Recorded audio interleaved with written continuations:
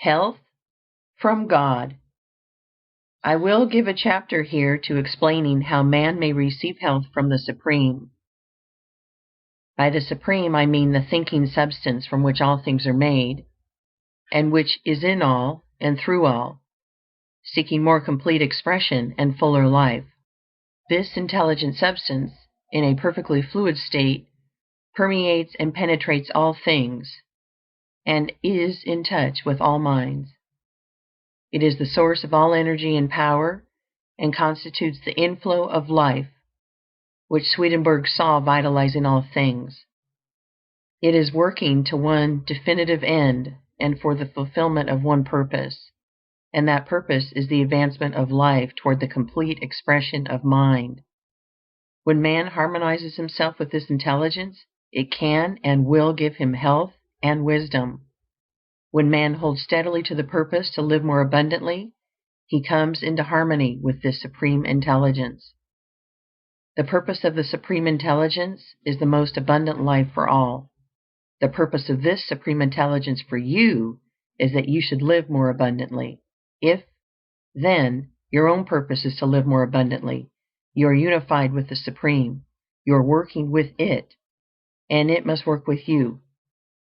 But as the Supreme Intelligence is in all, if you harmonize with it, you must harmonize with all, and you must desire more abundant life for all as well as for yourself. Two great benefits come to you from being in harmony with the Supreme Intelligence.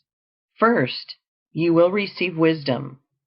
By wisdom, I do not mean knowledge of facts so much as ability to perceive and understand facts, and to judge soundly and act rightly in all matters relating to life.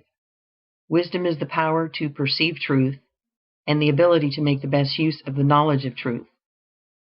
It is the power to perceive at once the best end to aim at and the means best adapted to attain that end. With wisdom comes poise and the power to think rightly, to control and guide your thoughts, and to avoid the difficulties which come from wrong thinking. With wisdom, you will be able to select the right courses for your particular needs, and to so govern yourself in all ways as to secure the best results. You will know how to do what you want to do. You can readily see that wisdom must be an essential attribute of the Supreme Intelligence, since that which you knows all truth must be wise. And you can also see that just in proportion as you harmonize and unify your mind with that intelligence, you will have wisdom. But I repeat that since this intelligence is all and in all, you can enter into its wisdom only by harmonizing with all. If there is anything in your desires or your purpose which will bring oppression to any, or work injustice to, or cause lack of life for any, you cannot receive wisdom from the Supreme. Furthermore, your purpose for your own self must be the best. Man can live in three general ways: for the gratification of his body, for that of his intellect, or for that of his soul. The first is accomplished by satisfying the desires for food, drink, and those other things which give enjoyable physical sensations. The second is accomplished by doing those things which cause pleasant mental sensations, such as gratifying the desire for knowledge, or those for fine clothing, fame, power, and so on. The third is accomplished by giving way to the instincts of unselfish love and altruism. Man lives most wisely and completely when he functions most perfectly along all of those lines, without excess in any of them. The man who lives swinishly for the body alone is unwise and out of harmony with God. That man who lives solely for the cold enjoyments of the intellect, though he be absolutely moral, is unwise and out of harmony with God. And the man who lives wholly for the practice of altruism, and who throws himself away for others, is as unwise and as far from harmony with God as those who go to excess in other ways. To come into full harmony with the Supreme, you must purpose to live to the utmost of your capabilities in body, mind, and soul. This must mean the full exercise of function in all the different ways, but without excess, for excess in one causes deficiency in the others, Behind your desire for health is your own desire for more abundant life, and behind that is the desire of the formless intelligence to live more fully in you. So, as you advance toward perfect health, hold steadily to the purpose to attain complete life, physical, mental, and spiritual, to advance in all ways, and in every way to live more. If you hold this purpose, you will be given wisdom. He that willeth to do the will of the Father shall know, said Jesus. Wisdom is the most desirable gift that can come to man, for it makes him rightly self-governing. But wisdom is not all you may receive from the Supreme Intelligence.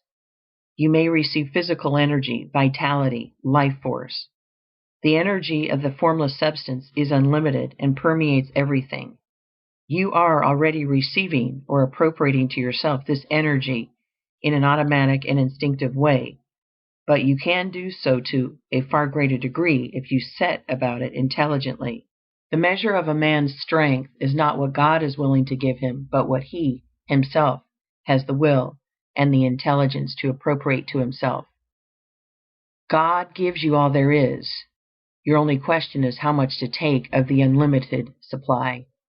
Professor James has pointed out that there is apparently no limit to the powers of men, and this is simply because man's power comes from the inexhaustible reservoir of the Supreme. The runner who has reached the stage of exhaustion, when his physical power seems entirely gone, by running on in a certain way, may receive his second wind. His strength is renewed in a seemingly miraculous fashion, and he can go on indefinitely. And by continuing in the certain way, he may receive a third, fourth, and fifth wind. We do not know where the limit is, or how far it may be possible to extend it. The conditions are that the runner must have absolute faith that the strength will come, that he must think steadily of strength and have perfect confidence that he has it, and that he must continue to run on. If he admits a doubt into his mind, he falls exhausted, and if he stops running to wait for the accession of strength, it will never come. His faith in strength, his faith that he can keep on running, his unwavering purpose to keep on running, and his action in keeping on seem to connect him to the source of energy in such a way as to bring him a new supply. In a very similar manner, the sick person who has unquestioning faith in health, whose purpose brings him into harmony with the Source, and who performs the voluntary functions of life in a certain way, will receive vital energy sufficient for all his needs and for the healing of all his diseases. God, who seeks to live and express himself fully in man, delights to give man all that is needed for the most abundant life. Action and reaction are equal, and when you desire to live more, if you are in mental harmony with the Supreme, the forces which make for life begin to concentrate about you and upon you. The One Life begins to move towards you, and your environment becomes surcharged with it. Then, if you appropriate it by faith, it is yours. Ye shall ask what ye will, and it shall be done unto you. Your Father giveth not his Spirit by measure. He delights to give good gifts to you. End of Chapter 7. Recording by Jill Preston.